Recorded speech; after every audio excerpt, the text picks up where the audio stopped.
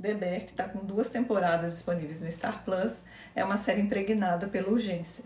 Uma urgência que é linkada a questões que são exploradas ao longo das 2 temporadas, se servindo grande parte do tempo da rotina insana de um restaurante para contar essa história. Também vou avisar que aqui vão ter alguns spoilers, porque sem eles eu não conseguiria abordar alguns pontos que eu achei bastante importantes nesse final de temporada. Bom, relembrando que em The Bear, na primeira temporada, a gente vai acompanhar o dia a dia de um restaurante que está praticamente caindo aos pedaços depois que o Mike cometeu suicídio e deixou esse lugar como herança para o irmão dele, o Carme. E o Carme aceita essa missão de salvar esse lugar, abandonando a vida que ele tinha como chefe em Nova York, em um restaurante renomado, indo para Chicago assumir o restaurante do irmão.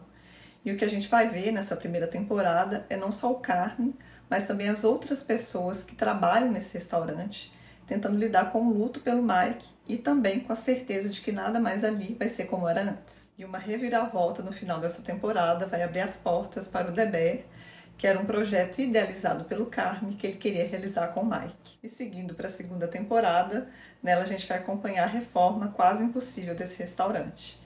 E eu digo que é quase impossível porque o tempo é muito curto para tudo que os personagens querem fazer. E esse tempo nunca parece estar a favor deles. E essa urgência, ao mesmo tempo que movimenta, já que as coisas precisam ser finalizadas num tempo recorde, é também aquela que atropela as coisas, fazendo com que às vezes os personagens se embaraçem nas próprias pernas. E tem uma frase que é realçada bastante na segunda temporada de The Bear, que aparece abaixo daquele timer que fica na cozinha dos restaurantes, que é: cada segundo importa. E é interessante ver como essa frase reverbera para além do espaço do restaurante, se deslocando para fora dali, possibilitando assim que os personagens consigam explorar outras camadas das vidas deles, que não somente aquela que os limitava nesse espaço do restaurante. E tem uma coisa que eu achei bem interessante nessa temporada, que só é possível por causa da reforma do restaurante, que é tirar um pouco as pessoas que trabalham ali de dentro, levando-as para lugares onde elas possam se deparar com partes delas que são tão sutis que ficavam quase invisíveis no meio de todo aquele caos do restaurante. E ver o amadurecimento desses personagens foi, para mim, uma das melhores coisas dessa temporada. Isso tudo é anunciado logo no primeiro episódio por uma das figuras mais complicadas da série, que é o Richie, que está muito incomodado por achar que a vida dele não tem um propósito. E essa busca por um propósito vai estar presente não só na jornada do Rich, mas também na de outros personagens, como a Tina, que se reveste de força e coragem nessa temporada para aprender coisas novas, ou como o Marcos, que atravessa o oceano para poder se inspirar e aprimorar os seus talentos na confeitaria. E são jornadas que, apesar desse tempo furioso, são trabalhadas de forma serena, na medida do possível, desenvolvendo mais esses personagens que a gente não conhecia tão bem.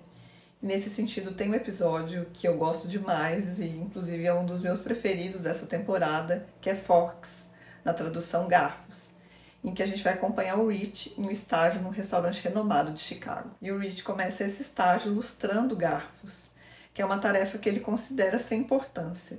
E aquilo vai se tornando algo maior para ele, algo até simbólico. É uma tarefa aparentemente simples, mas que permite que o Rich simbolize perdas da vida dele que ele ainda negava.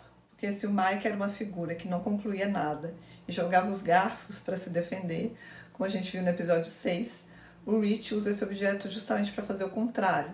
Ele para de se defender e de atacar os outros, conseguindo lidar com perdas importantes.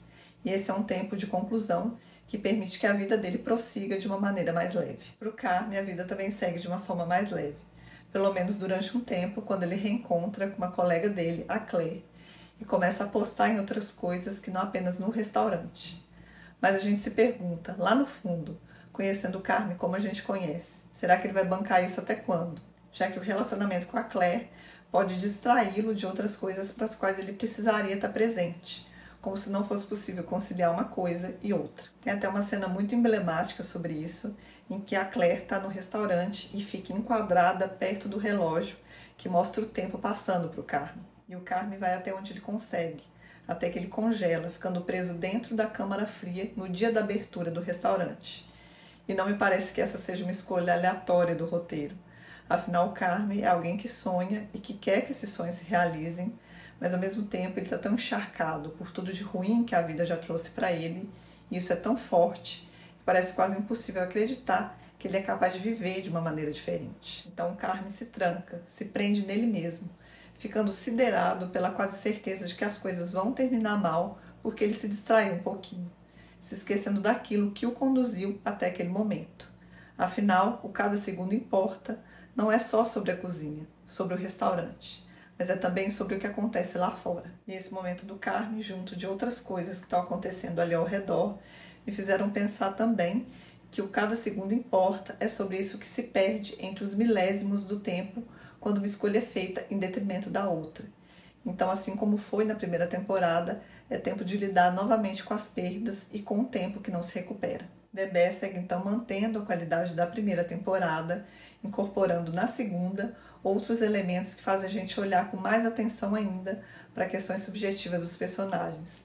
Questões que se conectam tanto com essa urgência de um tempo que engole as coisas, quanto de uma vida que às vezes precisa ser desacelerada para ser vivida. E por hoje é isso, fico por aqui. Também aproveito para convidar quem ainda não se inscreveu no canal para se inscrever. E também, se você gostou desse vídeo, aproveita para deixar o like. E até o próximo vídeo.